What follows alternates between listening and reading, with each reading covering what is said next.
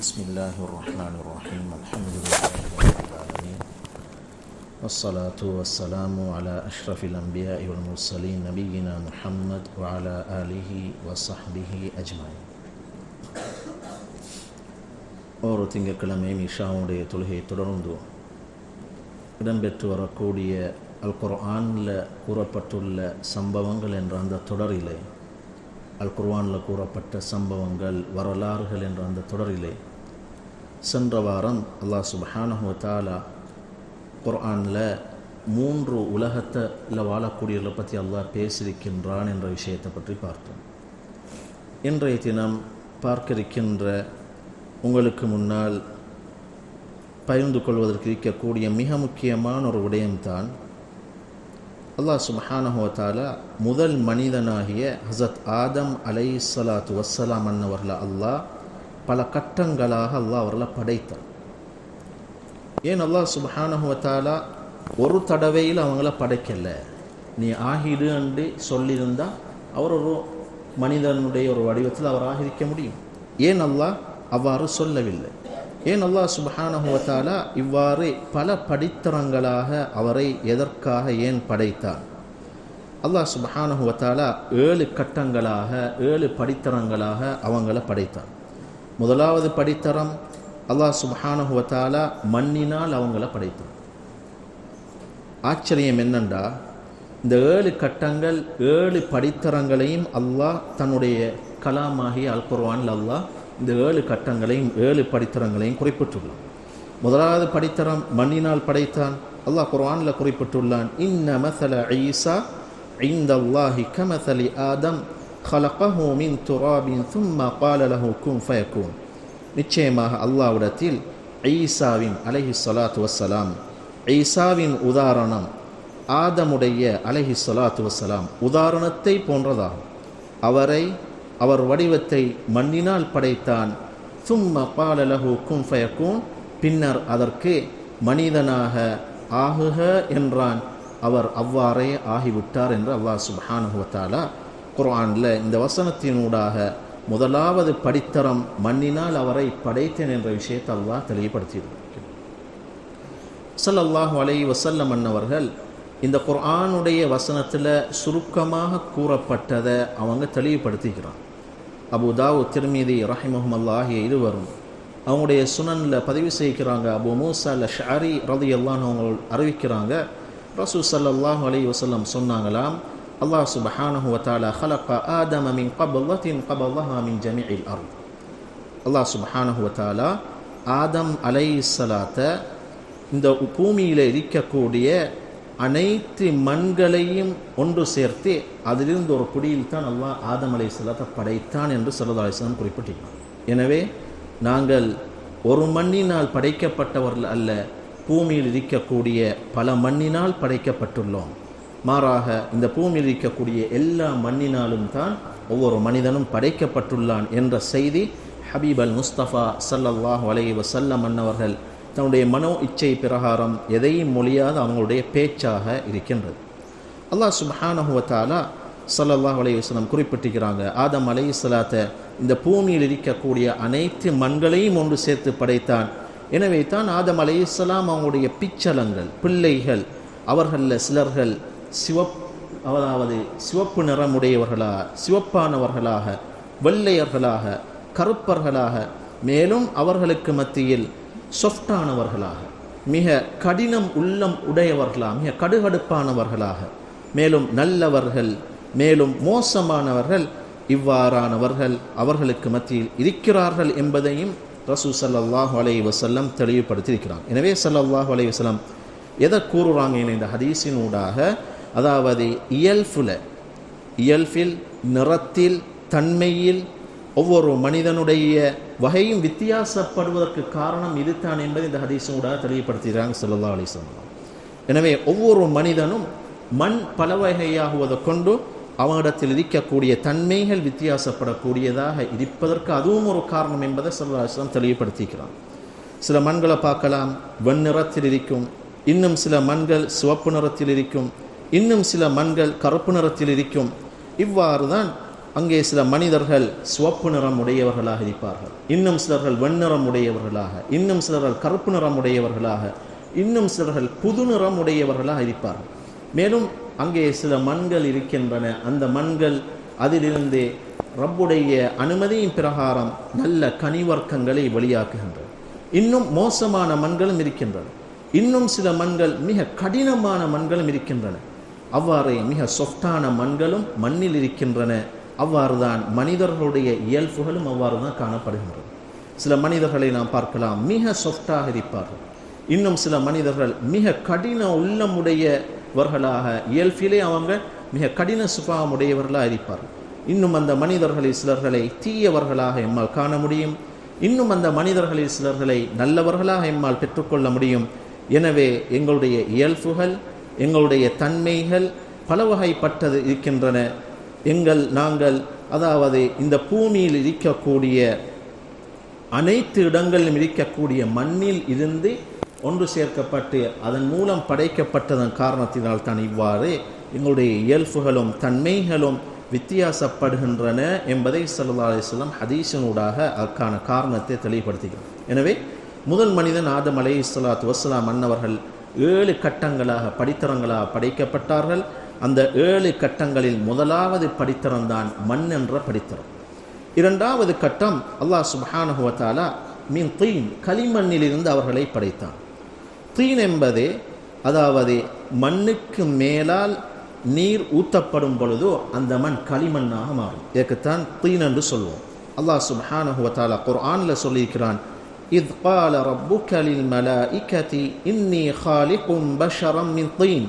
நபியே முஹம்மது ஸல்லல்லாஹு அலைஹி வஸல்லம் அவர்களே, உம்முடைய ரப்பு வானவர்களை நோக்கி நிச்சயமாக நான் களிமண்ணிலிருந்து மனிதர்களை படைக்கப் போகிறேன் என்று கூறியதை நீர் நினைவு கூறுவீராக என்று அல்லாஹ் சுப்ஹானஹு வ தஆலா குறிப்பிட்டார். எனவே இரண்டாவது கட்டம் களிமண்ணிலிருந்து அவர்களை அல்லாஹ் படைத்தான். மூன்றாவது கட்டம் அத்தீனுல் லாஸிம், பிசுபிசுப்பான களிமண்ணிலிருந்து அவர்களை படைத்தான். மண் என்பது மண்ணுக்கு மேலால் நீரை ஊற்றி அந்த மண் மாவை போன்றோ பிணையப்படும் பொழுதோ அந்த மண் மிக கடினத்தன்மை உடையதாகும். அல்லாஹ் சுப்ஹானஹு வ தஆலா சூரத்து ஸாஃபாத்தில் இதை தெளிவாக குறிப்பிட்டுள்ளான். ஃபஸ்தஃப்திஹிம் அஹும் அஷத்து ஹல்கன் அம்மன் ஹலக்னா. நபியே முஹம்மது ஸல்லல்லாஹு அலைஹி வஸல்லம் அவர்களே, நிராகரிப்போரான அவர்களிடம் விளக்கம் கேட்பீராக. அவர்கள் படைப்பால் மிக கடினமானவர்களா? அஹும் அஷத்து ஹல்கன் அம்மன் ஹலக்னா, அல்லது வானம் பூமி நட்சத்திரங்களை நாம் படைத்துள்ளோமே அவையா? இன்னா ஹலக்னாஹும் மின் தீனில் லாஸிப், நிச்சயமாக நாம் அவர்களை பிசுபிசுப்பான களிமண்ணில் இருந்து படைத்தோம் என்று அல்லாஹ் குறிப்பிட்டுள்ளான். தொடர்ந்தும் அல்லாஹ் குறிப்பிட்டுள்ளான், பல் அஜிப்த வயஸ்ஹரூன். நபியே முஹம்மது ஸல்லல்லாஹு அலைஹி வஸல்லம் அவர்களே, நீங்கள் வியப்படைகிறீர்கள், ஆனால் அவர்களோ பரிகாசம் செய்கின்றனர் என்று அல்லாஹ் சுப்ஹானஹு வ தஆலா குறிப்பிட்டுள்ளார். எனவே மூன்றாவது கட்டம் படித்தரம்தான் பிசுபிசுப்பான களிமண்ணிலிருந்து அல்லாஹ் சுப்ஹானஹு வ தஆலா ஆதம் அலைஹிஸ்ஸலாம் ஆகிய முதல் மனிதனை படைத்தான். நான்காவது கட்டம் அல்லாஹ் சுப்ஹானஹு வ தஆலா அவர்களை குர்ஆனில் படைத்த விதத்தை குறிப்பிட்டுள்ளான். வ இத் கால ரப்புக லில் மலாயிகதி இன்னி காலிகும் பஷரம் மின் ஸல்ஸாலிம் மின் ஹமஇம் மஸ்னூன். நபியே முஹம்மது ஸல்லல்லாஹு அலைஹி வஸல்லம் அவர்களே, உமது ரப்பு வானவர்களிடம் நிச்சயமாக தட்டினால் ஓசை எழுப்பக்கூடிய மாற்றத்துக்குரிய கருப்பு களிமண்ணால் படைக்கப் போகிறேன் என்று கூறிய நேரத்தை நீங்கள் நினைவு கூறுவீர்களாக என்று அல்லாஹ் சுப்ஹானஹு வ தஆலா இந்த இடத்திலே கருப்பு களிமண்ணால் முதல் மனிதனாகிய ஆதம் அலைஹிஸ்ஸலாம் அவர்களை படைத்தது அல்லாஹ் குறிப்பிட்டுள்ளான். அஸ்ஸல்சால் என்ற ஒரு வார்த்தை அல்லாஹ் உபயோகித்துள்ளான். சல்சால் என்றால் காய்ந்த களிமண்ணுக்கு சல்சால் என்று சொல்லப்படும். சல்சால் என்று காய்ந்த களிமண்ணுக்கு சொல்லப்படும். எனவே இது நான்காவது படித்தரம். ஐந்தாவது படித்தரம் அல்லாஹ் சுப்ஹானஹு வ தஆலா அவர்களை சுட்ட மண் பாண்டம் போன்றுள்ள காய்ந்த களிமண்ணால் மனிதனை முதலில் அவன் படைத்தான் என்று குறிப்பிட்டுள்ளான். அதாவது களிமண் காய்ந்ததன் பின்னால் அதனுடைய இறுதி நிலை இவ்வாறு தான் இருக்கும். களிமண் காய்ந்து அது நன்றாக எரிந்ததன் பின்னால் அதனுடைய இறுதி நிலை இவ்வாறு தான் இருக்கும். அல்லாஹ் சூரத்துர் ரஹ்மானில் இதை தெளிவாக குறிப்பிட்டுள்ளான். ஹலகல் இன்சான மின் ஸல்ஸாலின் கல்ஃபஹார், சுட்ட மண்பாண்டம் போன்றுள்ள காய்ந்த களிமண்ணால் மனிதனை முதலில் அவன் படைத்தான் என்பது அல்லாஹ் சுப்ஹானஹு வ தஆலா குறிப்பிட்டார். எனவே ஆதம் அலைஹிஸ்ஸலாம், எங்களுடைய தந்தை ஆதம் அலைஹிஸ்ஸலாம் அவர்கள் ஆரம்பமாக உடலால், ரூஹ் ஊதப்படுவதற்கு முன்னால் உடலால் இந்த 5 கட்டங்களை கடந்திருக்கிறார்கள் என்பதை அல்லாஹ் குர்ஆனில் சுருக்கமாக குறிப்பிட்டுள்ளார். 6வது கட்டம், அவங்க கடந்த 6வது கட்டம் தான் அவங்களுக்கு உருவம் கொடுக்கப்பட்ட கட்டம். அல்லாஹ் சுப்ஹானஹு வ தஆலா ஆதம் அலைஹிஸ்ஸலாத்தை இறுதியாக, அதாவது சுட்ட மண்பாண்டம் போன்றுள்ள காய்ந்த களிமண்ணை போன்று அவங்களை ஆக்கியதன் பின்னால் அல்லாஹ் அவங்களுக்கு உருவம் கொடுக்க ஆரம்பித்தான். ஒரு மனிதனுடைய தோற்றத்தில் அவங்களுக்கு உருவம் கொடுக்க ஆரம்பித்தான். அவங்களுக்கு கண்கள், அவர்களுக்கு 2 காதுகள், 2 கால்பாதங்கள், 2 காதுகள் ஆக ஒரு மனிதனுடைய மனித வடிவத்தில் அவங்களை அல்லாஹ் வடிவமைத்தான். இந்த கருத்தை தான் அல்லாஹ் சுப்ஹானஹு வ தஆலா அராஃப் என்ற அத்தியாயத்தில் குறிப்பிட்டுள்ளான். வலகத் ஹலக்னாக்கும் சும்ம ஸவ்வர்னாக்கும். இதில் அல்லாஹ் சுப்ஹானஹு, இந்த வசனத்தில் அல்லாஹ் சுப்ஹானஹு வ தஆலா மனித வடிவம் என்ற அந்த வடிவத்தை கொடுத்ததை, உருவம் அமைக்கப்பட்டது அல்லாஹ், அந்த படித்தரத்தை அல்லாஹ் இந்த வசனத்தில் குறிப்பிட்டுள்ளான். திட்டமாக நாம் தான் உங்களை படைத்தோம். வலகத் ஹலக்னாக்கும் சும்ம ஸவ்வர்னாக்கும், பின்னர் உங்களுக்கு நாம் உருவம் அமைத்தோம் என்று அல்லாஹ் சுப்ஹானஹு வ தஆலா குறிப்பிட்டிருக்கின்றான். அதாவது நீங்கள் ஒரு காய்ந்த ஒரு கல்லாக நீங்கள் ஆனதன் பின்னால் உங்களுக்கு நாங்கள் தான் வடிவம் அமைத்தோம் என்ற விஷயத்தை அல்லாஹ் சொல்லிவிட்டு தொடர்ந்தும் குறிப்பிட்டுள்ளான். பின்னர் ثم قلنا للملائكة اسجدوا لآدم فسجدوا إلا إبليس لم يكن من الساجدين. பின்னர் ஆதமுக்கு சிரம் பணியுங்கள், சுஜூது செய்யுங்கள் என்று மலக்குமார்களாகிய வானவர்களுக்கு நாம் கூறினோம். அவர்கள் அனைவரும் சிரம் பணிந்தார்கள், சுஜூது செய்தார்கள். இப்லீஸை தவிர அவன் சிரம் பணிந்தவர்களில் இருக்கவில்லை என்று அல்லாஹ் குர்ஆனில் குறிப்பிட்டான். 6வது கட்டம் படித்தரம், அவர் உருவம் அமைக்கப்பட்ட படித்தரம். 7வது இறுதியான கட்டம்தான் அவர் ஆதம் அலைஹிஸ்ஸலாம் அவர்களுக்கு அல்லாஹ் ரூஹ் ஊதிய கட்டம். ரூஹ் ஊதிய அந்த கட்டம் படித்தரத்தை அல்லாஹ் குர்ஆனில் 7வது கட்டமாக குறிப்பிட்டுள்ளார். ஃபஇதா ஸவ்வைத்துஹு, ஆகவே அவரை நான் உருவாக்கி அவரின் தோற்றத்தை சரிப்படுத்தி, இந்த இடத்துல கவனிக்க வேண்டுனாங்க அல்லாஹ் சுப்ஹானஹு வ தஆலாவுடைய இக்ராம், அல்லாஹ் எவ்வளோ கண்ணியப்படுத்தியிருக்கிறான். அல்லாஹ் ஒரு விடயத்தை உருவாக்கக்கூடிய மாத்திரமின்றி ஹுவல் முஸவ்வி, அவன்தான் சரிப்படுத்தக்கூடியவன், அல்லாஹ் கண்ணியமானவன். இந்த ஆயத்தை நாங்கள் ஓதும் பொழுதோ அல்லாஹ்விடத்தில் எங்களுடைய அந்தஸ்தை எங்களால் அறிந்து கொள்ள முடியும். அல்லாஹ்விடத்தில் எங்களுடைய பெருமதியை அறிந்து கொள்ள முடியும் இந்த வசனத்தை ஓதுவதன் மூலம்.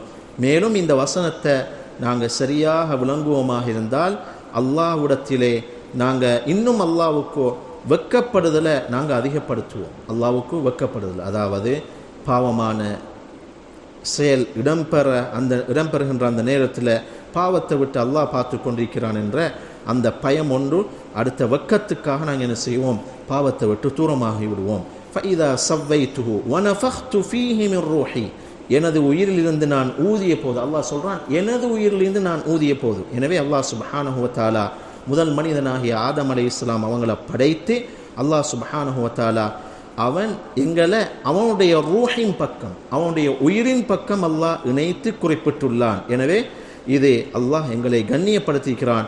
ரூஹுல்லா, அல்லாஹுடைய ரூஹ் என்று சொல்லுவோம். ஒரு வீடு இருக்குது, அந்த வீடுக்கு சும்மா வீடு என்று சொன்னால் அதுக்கு கண்ணியம் கிடைக்காது. மஸ்ஜித், இது பைத் என்று சொல்கிறோம். கஅபா இருக்குது, பைத் என்று சொன்னால் அதுக்கு கண்ணியம் கிடைக்காது. அந்த பைத் அல்லாஹ்வுடன் இணையும் பொழுது பைத்துல்லா, அல்லாஹுடைய வீடு என்று அந்த இடத்துல சங்கைப்படுத்தப்படுவதை போன்றோ அல்லாஹ் சுப்ஹானஹு வ தஆலா இந்த இடத்துல எனது உயிரிலிருந்து நான் ஊதிய போது என்ற அந்த எனது உயிர் என்று அல்லாஹ் குறிப்பிட்டிருப்பது, இந்த இடத்துல இந்த இணைப்பிருக்கிறதே, அல்லாஹ் அவனுடைய உயிரின் பக்கம் இணைத்திருப்பது, இது கண்ணியத்துக்குரிய இணைப்பாக இருக்கின்றது.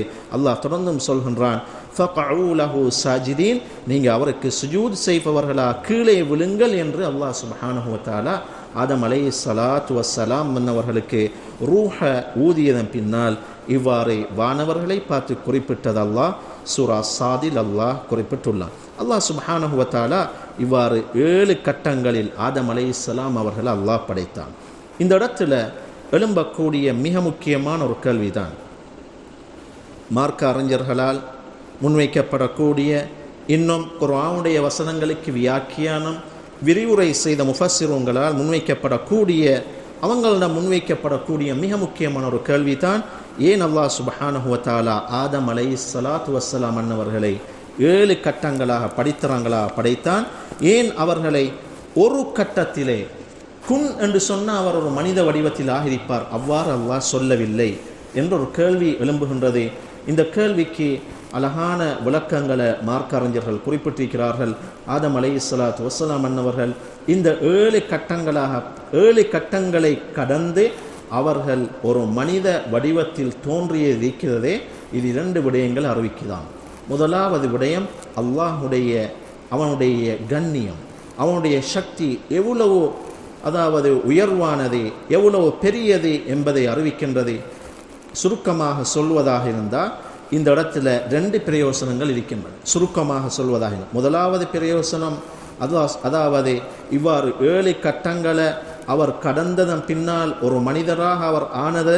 அதில் முதலாவது பிரயோசனம் என்னவென்று சொன்னால், நாங்கள் அல்லாஹுடைய சக்தி வாய்ந்த எல்லா விஷயங்கள் மீதும், அனைத்து வஸ்துக்கள் மீதும் சக்தி வாய்ந்த அல்லாஹுடைய அவனுடைய வல்லமையை எங்களால் அறிந்து கொள்ள முடியும். அல்லாஹ் சுப்ஹானஹு வ தஆலா இவ்வாறு 7 கட்டங்களை கடந்து ஒரு மனிதனை அழகிய வடிவில் அல்லாஹ் படைத்திருக்கின்றான் என்று அவனுடைய சக்தியை, அவனுடைய வல்லமையை, அவனுடைய கண்ணியத்தை, கண்ணியத்தை எங்களால் அறிந்து கொள்ள முடியும்.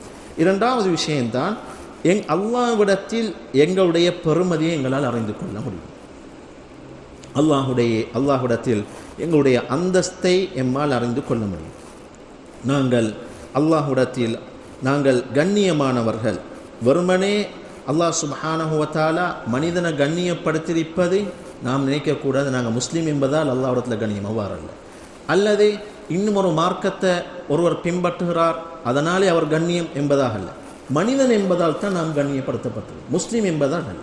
ஏன் ஒரு மனிதன், அல்லாஹ் சுப்ஹானஹு வ தஆலா மனிதனை எவ்வாறு தயார்படுத்தியுள்ளான்னு சொன்னால், மார்க்க அறிஞர்கள் குறிப்பிட்டுள்ளார்கள், அல்லாஹுடைய அவுசாஃப்களை சுமப்பதற்காக மனிதனை அல்லாஹ் தயார்படுத்தியுள்ளார். அல்லாஹ்விடத்தில் இருக்கக்கூடிய தன்மைகளை, அல்லாஹ்விடத்தில் இருக்கக்கூடிய இல்ம் என்ற தன்மை, அல்லாஹ்வை அறிய வேண்டும் என்ற அல்லாஹ்விடத்தில் இருக்கக்கூடிய அந்த மஅரிஃபத் என்ற தன்மை, அல்லாஹ்விடத்தில் இருக்கக்கூடிய அந்த குதுரத் என்ற தன்மை, இந்த அவுசாஃப்களை, ஹிக்மத் என்ற தன்மை மனிதன் சுமப்பதற்காக வேண்டி மனிதன் தயார்படுத்தப்பட்டுள்ளான். ஏன்? இந்த பூமியில் அவன் வசிக்க வேண்டும். எனவே ஷரீஅத்துடைய மிக முக்கியமான நோக்கங்களில் இந்த நோக்கம் இந்த இடத்தில் உறுதிப்படுத்தப்படுகின்றது. வஸ்தஅமரக்கும் ஃபீஹா, அல்லாஹ் தான் உங்கள் இந்த பூமியில் உருவாக்கினான். ஹுவல்லதி அன்ஷஅக்கும் ஃபீஹா ஃபில் அர்தி வஸ்தஅமரக்கும் ஃபீஹா, மேலும் அவன் அந்த பூமியில் உங்களை வசிக்கவும் செய்தான் என்ற இந்த ஷரீஅத்துடைய நோக்கங்களில் இருந்து மிக முக்கியமான நோக்கம் இந்த இடத்தில் உறுதிப்படுத்தப்படும். எனவே அல்லாஹ் சுப்ஹானஹு வ தஆலா மனிதனை படைத்திருப்பது அவனுடைய சக்தியை, வல்லமையை அறிய வேண்டும் என்பதற்காக வேண்டி மனிதன் கண்ணியப்படுத்தப்பட்டுள்ளான். கண்ணியமானவன் முஸ்லிம் என்பதற்காக கண்ணியம் அல்ல, மனிதன் என்பதற்காக கண்ணியப்படுத்தப்பட்டுள்ளான். அல்லாஹ் குர்ஆனில் இதை தெளிவாக குறிப்பிட்டுள்ளான். வலகத் கர்ரம்னா பனி ஆதம், ஆதமுடைய மக்களை, பிச்சலங்களை நாங்கள் கண்ணியப்படுத்தி வைத்தோம் என்று, கண்ணியப்படுத்தியுள்ளோம், சங்கைப்படுத்தியுள்ளோம் என்று அல்லாஹ் குறிப்பிட்டுள்ளான். அல்லாஹ் இவ்வாறு சொல்லல்ல, நாங்கள் முஸ்லீம்களை கண்ணியப்படுத்தியுள்ளோம் என்று சொல்லல்ல, நாங்கள் மீன்களை கண்ணியப்படுத்தியுள்ளோம் என்று சொல்ல. ரசூல் ஸல்லல்லாஹு அலைஹி வஸல்லம் அவங்களுக்கு முன்னால் ஒரு ஜனாசா தூக்கி செல்லப்பட்டது, கடந்து செல்லப்பட்டது.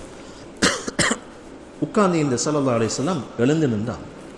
அந்த நேரத்தில் நபி தோழர்கள் சொன்னாங்க, அல்லாஹுடைய தூதர் ஸல்லல்லாஹு அலைஹி வஸல்லம் அவர்களே, இது யூதருடைய ஜனாசாவாகிட்டே என்று சொன்ன பொழுதோ, அவர் ஒரு மனிதர் இல்லையா, அவர் ஆதம் அலைஹிஸ்ஸலாம் அவருடைய பிச்சலத்தை சேர்ந்தவர் அல்லையா என்ற கேள்வியை ஸல்லல்லாஹு அலைஹி வஸல்லம் கேட்டான். இந்த இடத்துல ஏராளமான கருத்துக்களை முஹத்திஸூன்கள் குறிப்பிட்டதை எனக்கு நினைவுக்கு வருகிறது. ஸல்லல்லாஹு அலைஹி வஸல்லம் ஏன் எழும்பினாங்க என்பதை கூட நசாயுடைய ஒரு அறிவிப்பு எனக்கு நினைவு வருகிறது. அவங்க சொன்னாங்க வேறு அறிவிப்பில், இன்னமா குன்னா லில் மலாயிகாண்டும் வருகிறது, நாங்கள் எழும்பியதெல்லாம் மலக்குமார்களுக்காக வேண்டித்தான் என்று சொன்ன செய்தியும் வருகிறது. இது மஸ்ஸலா இஃப்திலாஃபியா, அதாவது கருத்து வேறுபாடுடைய மஸ்ஸலா. நான் மிக நீளமாக இதில் போக விரும்பலை. எனவே ஸல்லல்லாஹு அலைஹி வஸல்லம் கேட்டாங்க அந்த நேரத்தில், எங்களுக்கு தேவையான இடம் இதுதான், அவர் மனிதர் இல்லையா, ஆதம் அலைஹிஸ்ஸலாம் அவங்களுடைய பிச்சலத்தை சேர்ந்தவர் இல்லையா என்று ஸல்லல்லாஹு அலைஹி வஸல்லம் அவங்க கேட்டாங்க. எனவே இந்த 7 வசனங்கள் ஊடாக அல்லாஹ் சுப்ஹானஹு எங்களை அல்லாஹ் எதற்காக படைத்தான் என்ற எந்த நோக்கத்துக்காக அல்லாஹ் படைத்திருக்கிறான் என்ற அந்த பணியை நாம் அறிந்து கொண்டோம். மேலும் அல்லாஹ் சுப்ஹானஹு வ தஆலாவுடைய அந்த ஹாலிக்குடைய கண்ணியத்தை மகத்துவத்தை அறிந்து கொண்டோம். மேலும் அல்லாஹ்வினால் படைக்கப்பட்ட படைப்பினங்களுடைய கண்ணியத்தையும் நாங்கள் அறிந்து கொண்டோம். ஏனென்று சொன்னால் ஒரு படைப்பு இருக்குது.